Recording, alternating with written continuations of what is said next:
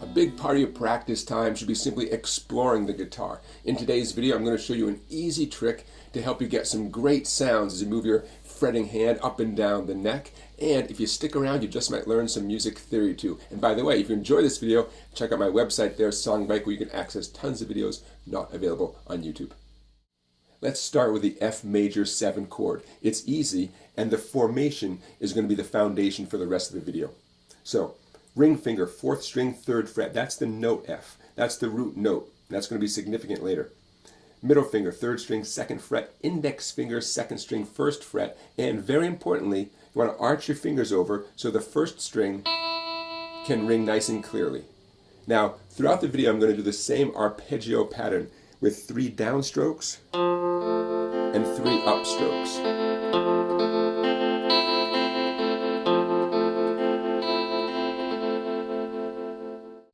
For those of you who are hoping I'm going to get right to the point without too much talking, this is for you. I'm going to take that F grip, I'm going to move it up the neck, in this case 10, 11, and 12, and I'm going to do that same arpeggio.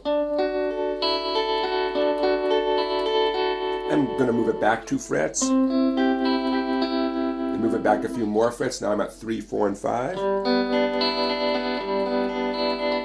You can see I'm exploring the guitar, getting some interesting sounds thanks to that open 1st string. The name of each one of those chords I just played is the name of the note that your ring finger is pressing down on. That first one, my ring finger's on the note D at the 12th fret.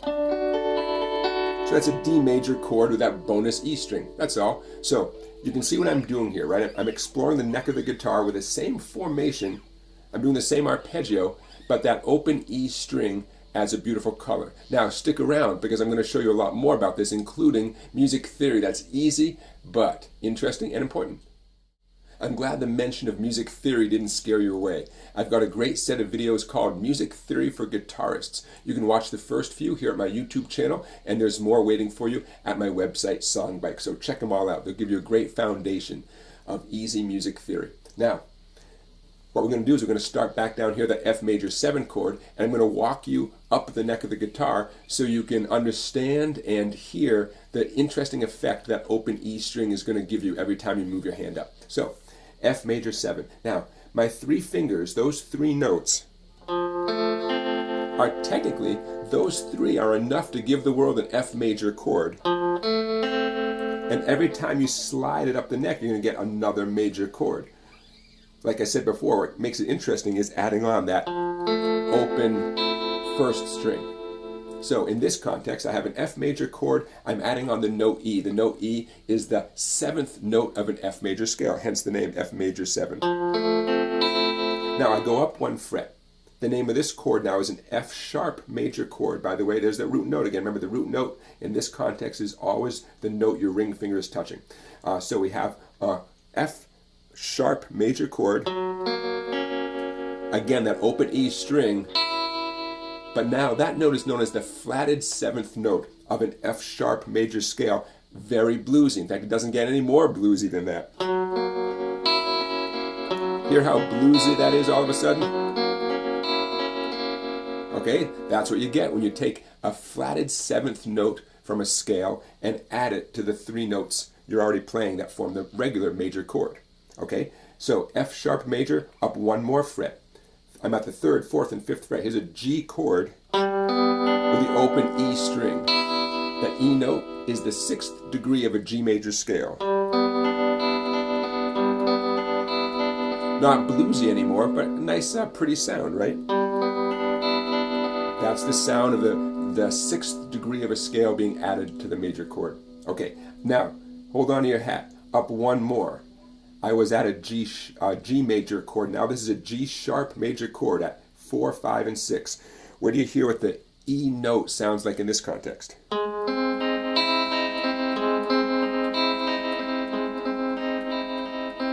Good for a scary movie, right? So the note E, it's known as the sharp 5 or the flat 6. It's the raised 5th note from a G sharp scale, or the flatted 6th note from a G sharp scale. Sounds very technical, right?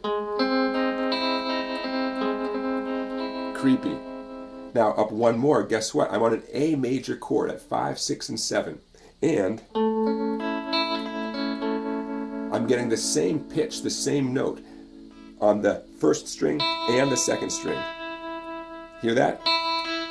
I just plucked the first string and the second string, same note. So guess what? The open E string adds absolutely nothing new to this chord. Not the most interesting sound. Okay, let's go up again. A B flat major chord with the open E string. Check this out.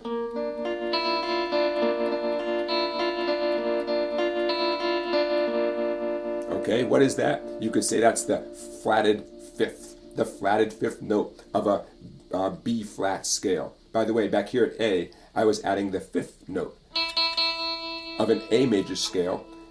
That note is the flatted fifth note of a B flat major scale. Now, you don't have to memorize all this stuff, but I just want to give you a sense for what that open E string does for each one of these chords. Okay, up one more fret. By the way, I'm at 7, 8, and 9. A B major chord. There's the note B under my ring finger. A B major chord. Now, the E is the 4th degree of a B major scale. I like this one a lot.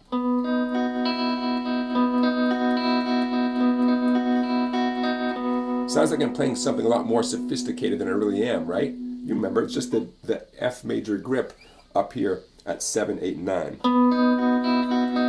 So adding on that 4th degree of the B major scale, the E is the 4th degree of a B major scale, I think it's a beautiful sound.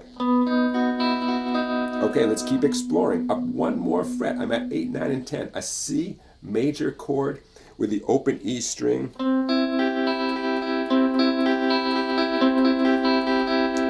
To me, that's not particularly exciting. The open E string is actually the same pitch as the note my middle finger is playing. That's holding down the note E on the 3rd string. So, to my ear, it sounds nice, but it's not adding any new information, if you know what I mean. Okay, we have just a couple more. A C sharp major chord with the open E string. All right, buckle your seatbelt here.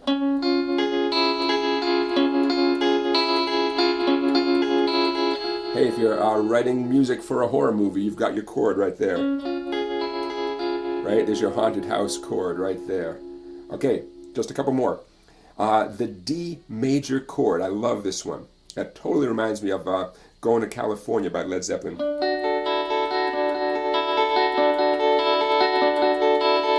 Nice, huh? It's the 2nd degree of a D major scale. The open E string is the 2nd degree of a D major scale. And again, this is a D major chord. Just to prove it, there's my ring finger, 12th fret, 4th string, that's the note D. A D major chord adding on the 2nd degree from the D major scale.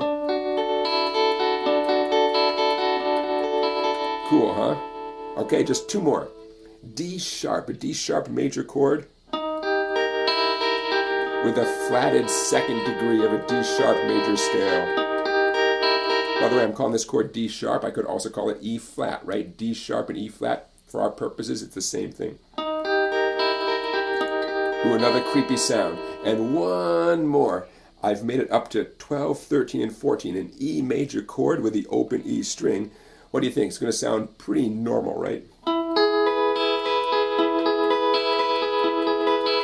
An interesting sound, an interesting effect, but not any new harmonic information, right? The open E string joining in with an E major chord. Not surprisingly, it's a pretty interesting, nice, normal kind of sound, but nothing too remarkable. Okay, we're all done. You did it. Now, your job is to experiment with sliding your hand up and down.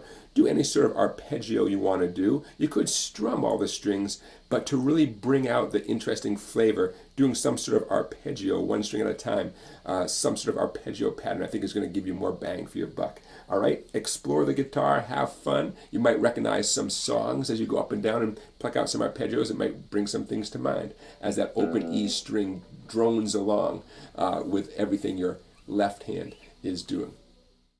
Again, exploring the guitar should be a big part of your practice time. I hope today's video gave you an interesting idea to explore the neck of the guitar and get some interesting sounds. And I hope you become a member of my website, Songbike, where you can access lots of videos not available on YouTube. Thanks for watching, everybody. I'll see you next time.